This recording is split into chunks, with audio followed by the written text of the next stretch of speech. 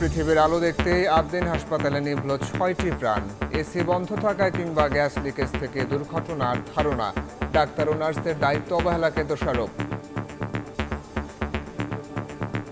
না কিছু না বালা বালা আমি কেন বাচ্চা তো ঘুরে দেখতেছি আপনি কোনো বালা বালা এসিউতে নিয়ে যাচ্ছিলাম, নিতে নিতে দেখি যে আমার বেবি মারা গেছে। খ্রিস্টানি গোটাই ক্যান্তারি নেই, আমাদেরকে মানে মানুষ মনে করে না। নিরপেক্ষ তদন্ত করে এটা সঠিক বিচার করেন। এসির অবস্থা খারাপ অথবা অন্য কোনো কিছু আছে কিনা সেটা আমাদেরকে দেখার সুযোগ দিতে হবে।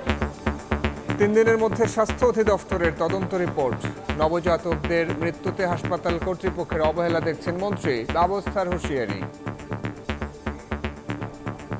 দায়িত্বে অবহেলা হয় এবং এর যদি অবকাঠামোগত কোনো কারিগরি ত্রুটি ধরা পড়ে কঠোর ব্যবস্থা নেওয়া হবে। তাদের অবহেলার কারণে আমাদের ৬টা প্রাণ চলে গিয়েছে। যা প্রয়োজন, যতটুকু শাস্তির দরকার সেটা আমরা ব্যবস্থা করবো। এটা থেকে অন্যান্য জায়গায় আমরা মেসেজ করবো। দেখছিলেন প্রধান শিরোনাম। সন্ধ্যার সময় সঙ্গে আছে আমি সাইফুল রুদ্র। এবার অন্যান্য শীর্ষ সংবাদ।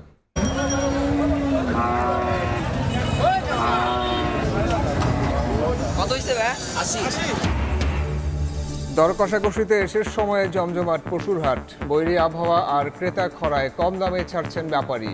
বিক্রি না হওয়ায় বড় গরু নিয়ে বিপাকে ব্যবসায়ীরা। ঈদের আগের দিনও পথে পথে মানুষের ঢল।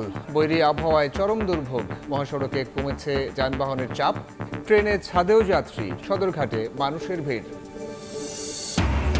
কাল ঈদের দিনও হবে বৃষ্টি। বৈরী আবহাওয়া বিবেচনায় ঈদগাহে জামাতের প্রস্তুতি। ডিএমপির 4 স্তরের নিরাপত্তা।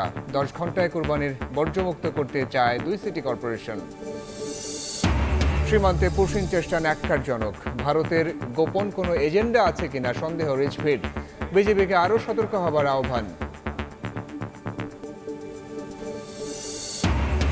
এবং রাজধানীর নর্দায় 2 বাসের সংঘর্ষে একই পরিবারের 3 জন সহ নিহত 4। নিয়ন্ত্রণ হারিয়ে সড়ক বিভাজন পেরিয়ে বিপরীত দিকের গাড়িকে ধাক্কা। বেপরোয়া গতির কারণে দুর্ঘটনা।